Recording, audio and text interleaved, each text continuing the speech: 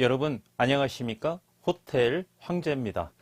이번 시간에는 오랜만에 강원도에 입지하고 있는 호텔 매매 물건 현황에 대해서 브리핑 드리도록 하겠습니다.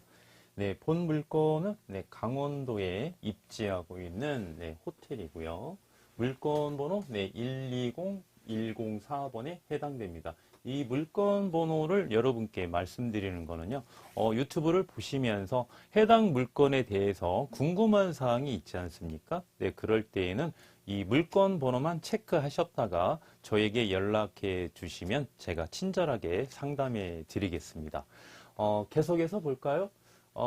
사용 승인일 2015년 1월 28일 날 사용 승인을 받으셨죠? 준공된 지 얼마 안 된 그런 호텔입니다. 층수는 1층부터 8층까지 이렇게 형성되어 있고요. 대지 면적 383제곱미터, 평수로는 237평이죠. 연면적 1451제곱미터, 평수로는 439평이고요. 현재 매가 45억에 진행하고 있는 호텔입니다. 소유자께서는 당연히 직영중으로 운영하고 있고요. 현재 융자는 3억인데요. 현재 융자가 얼마 없죠? 3억인데 최대 융자가 35억입니다. 35억. 최대 융자가 현재 3억인 거는 말이죠. 해당 호텔의 현재 소유권자는 공유로 이렇게 소유하고 있습니다. 3인 공유. 이렇게 공유로 지분을 가지고 취득을 하다 보니까 아무래도 자기 자본이 이렇게 많이 투자가 됐겠죠. 그래서 타인 자본, 즉 대출금은 3억밖에 현재 없습니다. 3인이 공유하고 있다 보니까 어떻습니까? 장점은 뭘까요? 장점은 이렇게 공유로 취득하시면 장점이 뭘까요? 장점은 먼저 이제 세금으로 한번 우리가 이야기를 하다 보면 취등록세나 취등록세 원칙적으로 매매 가격의 4.6%죠. 취등록세나 재산세, 재산세. 그 다음에 이제 우리가 보유 기간 동안 납부해야 하는 부가가치세, 그렇죠? 부가가치세. 부가가치세는 절세 효과가 있을까요? 없을까요? 이러한 세금은 절세 효과가 없죠. 없습니다. 이분들이 세 분이 공유하기 때문에 개인이죠. 개인. 법인이 아니고 세 분이서 똑같이 3분의 1씩 공유하고 있는데 따라서 이제 종합소득세 말이죠. 개인이기 때문에 소득세하고 향후 처분 시 양도소득세 있죠. 양도세. 양도세는 절세 효과가 아주 좋죠. 예를 들어서 과세 표준이 9억이다. 9억에 곱하기 종합소득세 세율 있죠? 세율. 해당되는 세율, 과표에 의한 누진세율이니까, 또는 양도소득세 세율, 이렇게 해서 단독으로 공유하시게 되면 과세 표준이 9억이면 높은 세율을 이렇게 적용받겠죠? 그러나 과세 표준이 9억인데 해당 호텔처럼 3인이 공유를 하고 있다. 그러면 이게 3분의 1씩 나눠지는 거예요.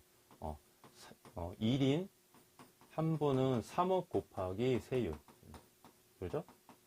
또 한 분도 역시 3억 곱하기 세율. 또 다른 한 명도 세 번째 되시는 분도 3억 곱하기 세율.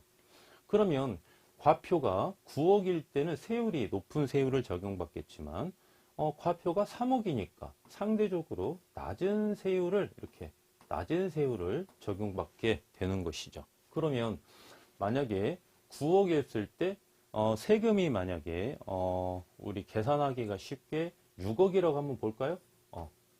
세금이 6억이 나왔다. 그러면 1인 했을 때 2억 이렇게 나와서 6억일까요? 그건 아니다는 거죠. 왜? 세율이 낮게 적용되니까 최소한 1억, 1억, 1억 뭐 이런 식으로 1억씩 납부하게 되면 어떻습니까? 1억을 세이브 볼 수 있는 거죠. 각 개인이 말이죠. 계산하기 편하게 말씀드리면 네, 이렇게 공유로 이렇게 소유하게 보유하게 되면은 이런 세금 효과는 좋은 게 있다. 그런데 이런 단점이 있겠죠. 단점. 저는 이렇게 생각해요. 현재 제가 이 소유권자라면 처음에 취득할 때 말이죠. 3명이서 공유를 했어요. 만약에 해당 물건을 45억에 만약에 취득했다고 가정해 볼게요. 네, 45억에 취득했다고 하면 1인당 얼마를 이제 투자하는 겁니까? 나누기 3이니까 15억씩 투자하는 거죠. 15억. 그러니까 융자 3억만 받았으니까 각 1인당 14억씩 투자라는 거예요. 14억씩. 14억씩 자기 자본이 소유가 되니까 어떻습니까? 수익률이 낮죠. 수익률이 낮은 구조로 되어 있고요. 물론 순수익은 어떻습니까? 순수익. 순수익은 높게 형성되어 있겠죠. 왜? 이자를 그만큼 적게 주니까 적게.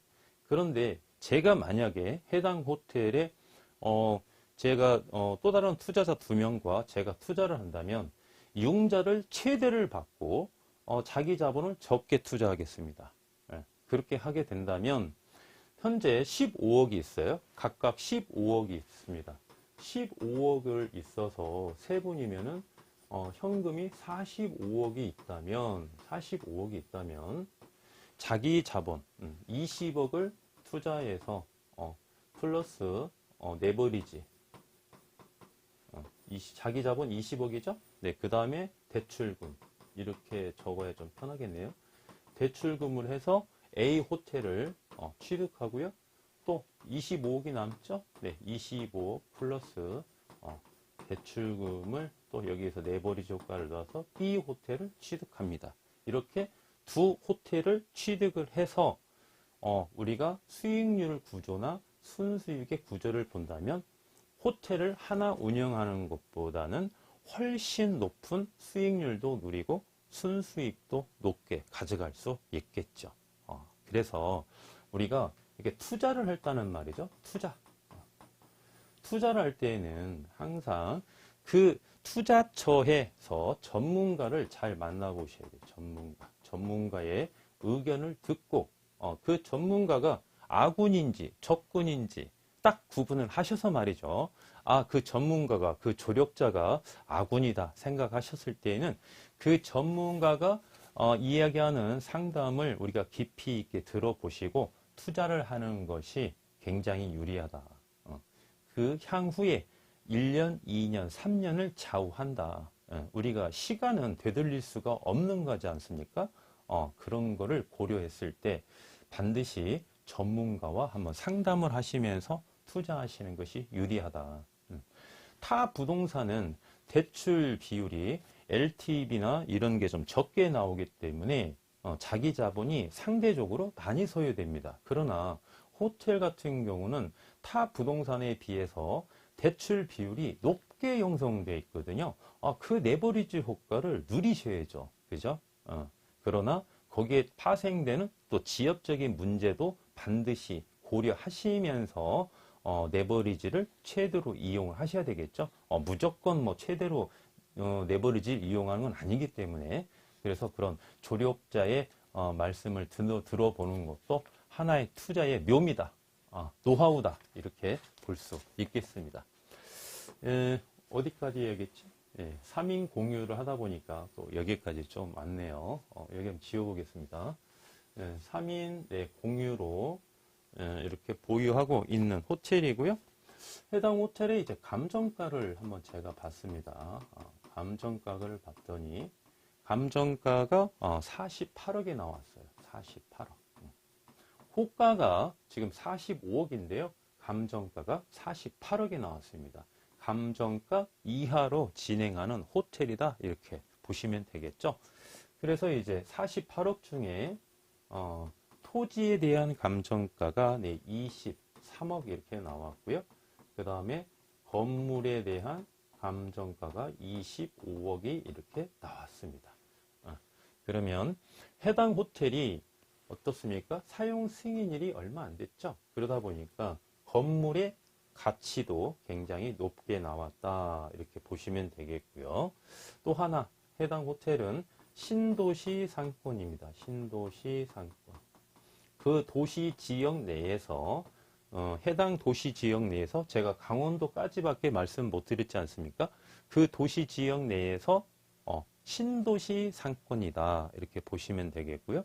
신도시 상권은 어떻습니까? 신도시 상권은 우리가 신도시를 개발할 때 이렇게 대지를 이렇게 우리가 바둑판 모양으로 이렇게 우리가 분할을 하죠. 여기가 도로입니다. 도로면 이렇게 땅을 이렇게 나눠서 이렇게 분할을 하죠. 이렇게 분할을. 그래서 통상 보시면 이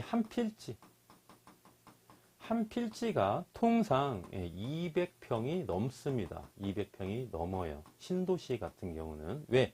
한 200평 이상은 돼야 건물을 지을 때 이게 예쁘게 지어지거든요. 그리고 또 가치가 있습니다. 여기가 100평밖에 안 된다. 여기가 100평이다. 그러면 이 두 개를 사야 되겠죠. 두 필지를 사서 우리가 건물을 지어야 되겠죠. 그렇죠? 네, 그래서 신도시 상권은 어떤 공법적인 요인이 있겠죠. 전문가들이 한 필지당 몇 평을 해서 분할을 해서 우리가 이거를 매매를 해야 되느냐, 분양을 해야 되느냐, 아니면 그렇게 개발을 해야 되겠냐고 봤을 때 우리가 한 200평 이상은 돼야 된다. 이런 결론이 나오는 거예요. 200평 이상. 그 이유 중에 또 하나가 뭐냐면 우리가 이제 여러분께서 사시는 거주 지역에서 신도시 상권을 이렇게 놀러 가실 경우도 있지 않습니까? 거기 뭐 먹자 상권도 많이 형성돼 있고, 그렇죠?